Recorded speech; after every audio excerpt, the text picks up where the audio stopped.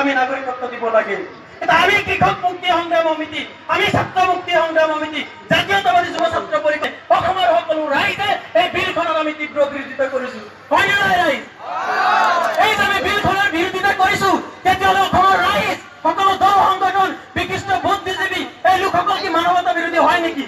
আমি তেনেহ'লে মানৱতা বিৰোধী হয় নেকি ৰাইজ?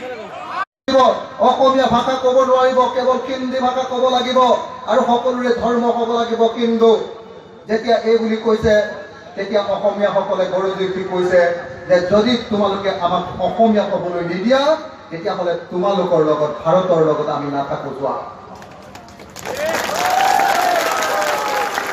মই আহোম হিচাপে, এজন মানুহে বড়ো হিচাপে, এজন মানুহে কাৰ্বি হিচাপে, এজন মানুহে মুছলমান হিচাপে অসমত থকাৰ যি অধিকাৰ, এই অধিকাৰ খৰ্ব কৰাৰ কাৰণে আজি সমগ্ৰ অসমৰ মানুহে বিজেপি RSSৰ বিৰুদ্ধে গৰজি উঠিছে।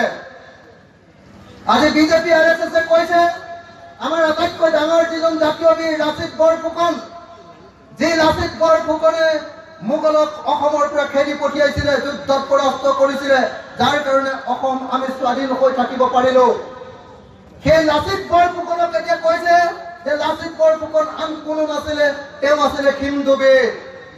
অথচ আমি সকলোৱে জানো যে লাচিত বৰফুকন যেতিয়া জীয়াই আছিলে তেওঁ হিন্দু ধৰ্ম গ্ৰহণ কৰা নাছিলে, তেওঁৰ ধৰ্মটোৰ নাম আছিলে টাও ধৰ্ম। মই এজন আহোম মানুহ, আমাৰ আহোম মানুহৰ আগৰ ধৰ্ম হিন্দু নাছিল, আহোম মানুহৰ আগৰ ধৰ্ম আছিলে টাও। মই সেই ধৰ্মলৈ ইয়ালৈ আহিছিলো। মোৰ নিজৰ ভাষা আছিলে টাই ভাষা। মই অসমীয়া জাতি বনাবৰ কাৰণে মোৰ নিজৰ ভাষাটো এৰি দিলো। আমাৰ ৰাজবংশই ইচ্ছা কৰিলে অসমীয়া ভাষাৰ ওপৰত টাই ভাষা জাপি দিব পাৰিলেহেঁতেন, কিন্তু সেইটো নকৰি অসমীয়া ভাষা ইয়াত সৃষ্টি কৰিলে, অসমীয়া ভাষাক ইয়াত পৃষ্ঠপোষকতা কৰিলে।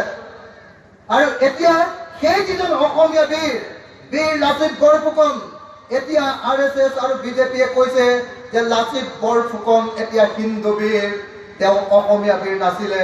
আৰু এনেকৈ আমাৰ অসমীয়া জাতিৰ আটাইতকৈ ডাঙৰ বীৰজনক আমাৰ হাতৰ পৰা সিহঁতে কাঢ়ি লৈ যাব খুজিছে স্বৰ্গীয় ৰাইজ। আৰু সেইকাৰণে আজি অসমীয়াই প্ৰতিবাদ কৰি উঠিছে। আজি প্ৰতিবাদ